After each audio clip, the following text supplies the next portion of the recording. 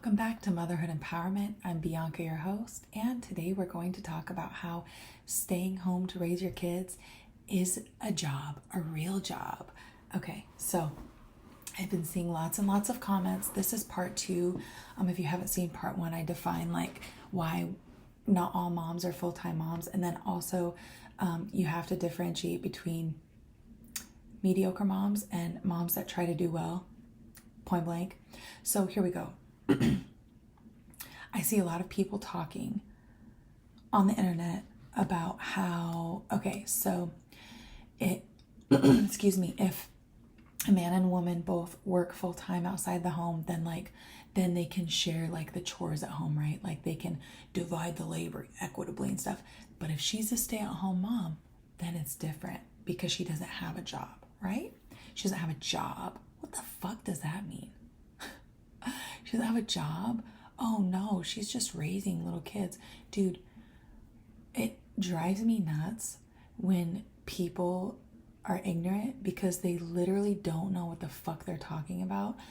And there is so much that goes into being the primary caregiver, the main caregiver, the solo caregiver, while my husband's at work, whatever. So as a mom who tries to parent well, right?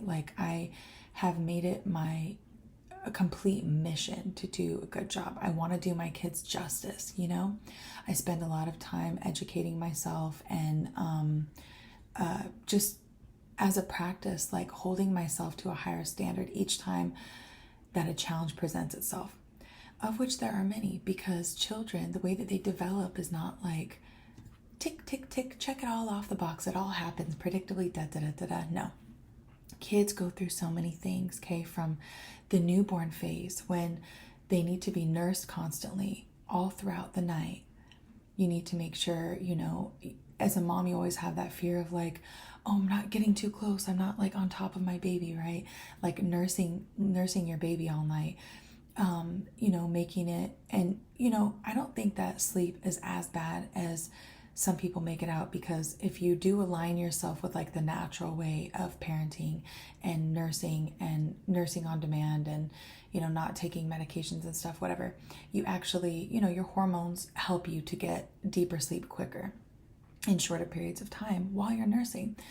And so you do, though, have to change exactly what it is that you expect out of life, right?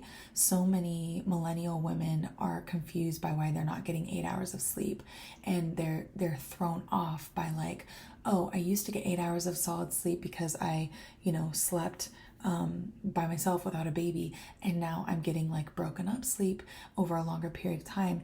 It's kind of mind-boggling, and you have to sort of get over that hump, right? Whatever.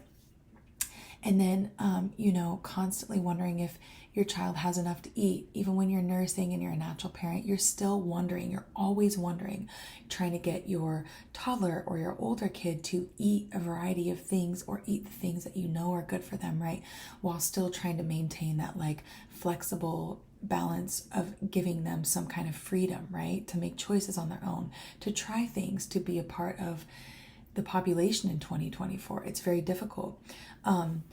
There's a lot that goes into monitoring and supervising them when they're playing with other kids. Like my older daughter playing with other kids, I have to make sure, what are they talking about? Do they have devices out? Are there older boys around? Are there older girls around? What are these kids learning at home, right? Is my daughter, getting pushed around? Do I need to go out there and tell her to stand up for herself? Is she around the corner? Do I need, there's so much that goes into it. And this is the smallest little fraction, right? When you take kids places, right? There's so much preparation that goes into getting all of the diapers and a fresh pair of clothing in case it rains, or in case, your kid has a blowout, enough snacks and food to make yourself not only feel healthy and sustained and you can keep going, but also to keep your kids healthy and sustained, and that you don't spend too much money while you're out, right? Where you're going, who's there, there's always fucking kidnappers around and perverts and shit. You always got to keep watch, right?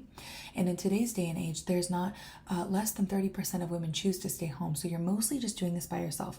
Not only is it very isolating, as in a lot of your peers are not staying home. But also, my parents are Gen Xers, and they are just still working all the time, and they're just getting money all the time. They're not a part of like the support system that I have on a regular basis, right? So it's very isolating. It's very mentally taxing to answer toddler questions all day long. It's very difficult to try to understand the things that kids are trying to say when they're trying to learn how to speak. It is stressful to see that, like, if one of your kids has some kind of disability or abnormality, you're constantly thinking about how this will affect the rest of their life. How can you support them now? You're trying to make sure that your kids can have enough daylight and fresh air and outside time and physical challenges so that they can take risks and they can gain confidence in their own body and they can learn how to climb ladders and da-da-da.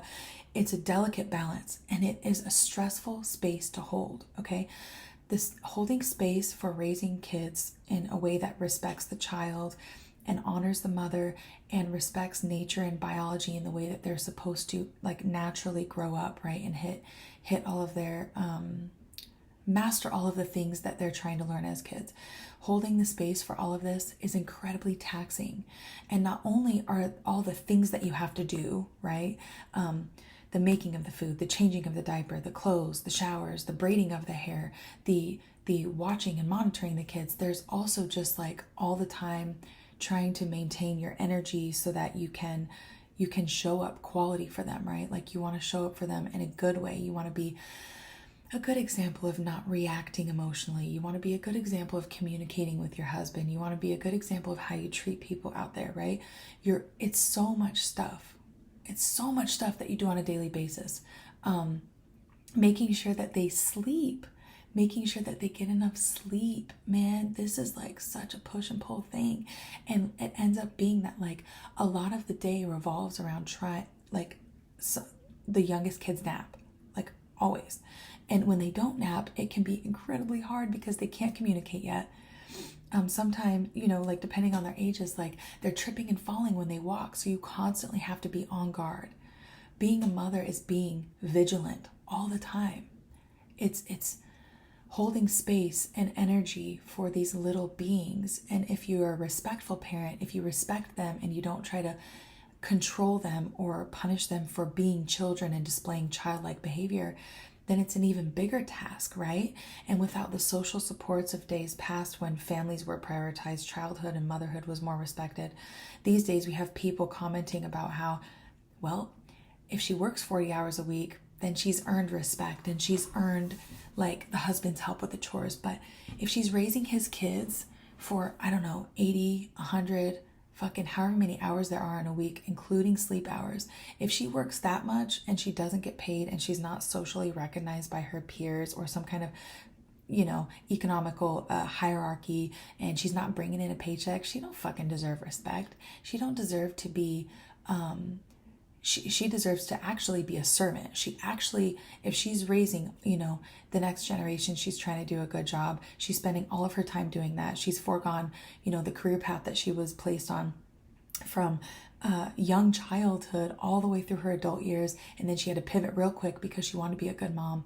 And she's constantly, isolated and doing it on her own. And she's always fighting the programming that school systems put in place that basically, devalue the act of mothering.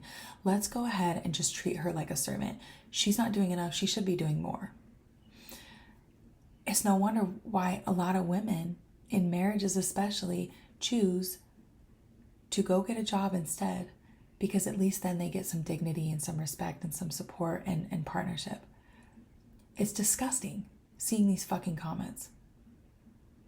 Raising children is hard work in every mentally, emotionally, physically, spiritually, financially kind of way.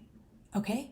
So it's about time that we demand that respect from other people and we start correcting these motherfuckers. You're not going to get away with making comments with me. You're not. Because I'm living it every single day. It's not even about me. It's about, like, it's not the truth. It's just not the truth. So if you're not going to tell the truth, then shut up. And if you don't know what the fuck you're talking about, shut the fuck up. Why don't you sit the fuck down and let somebody talk who actually has done it or does it? You know what I mean? Like, there's all these opinions, but,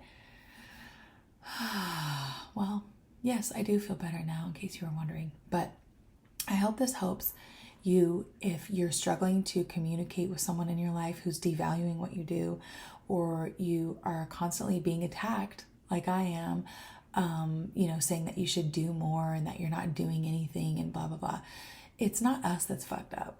It's the brainwashing of society, right? And then selfish people. Anyone that's selfish, yeah, there's a problem with them, but also society reinforcing this idea that if a woman doesn't work 40 hours a week, she doesn't deserve partnership. She doesn't deserve also just like partnership with the chores and everything. I don't know how to say it. If you don't bring in a paycheck from working 40 hours a week outside of the home, then you basically don't deserve respect or consideration or anything like that. And that's going to change. We're going to change. This is a whole revolution. So I hope you enjoyed this rant over for now, because I'll be back. But yeah, I got to go, raise my kids. Now I have a couple hours to myself, and then I spend, like 22 hours raising my kids per day. So, motherfuckers.